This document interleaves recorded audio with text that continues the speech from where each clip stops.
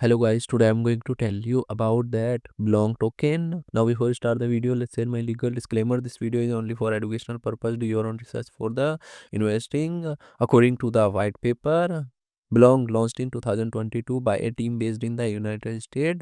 Belong is a Web3 platform that tokenizes real-world venues and events while enabling blockchain verified customers acquisition for physical businesses. The platform operates across 9 plus blockchains, including BNB based Ethereum, Polygon, and more.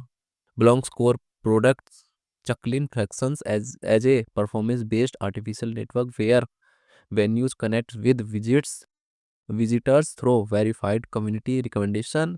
The platform uses multi-verification system combining QR codes, NFC technology, and geolocation to confirm physical presence at venues.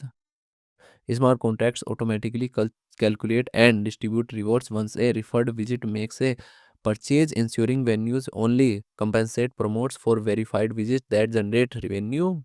Long project institution rating is 3.5. Long token total supply is 750 million and circulating supplies around 70.96 million long token is listed on Binance Alpha, Gate.io and other exchanges.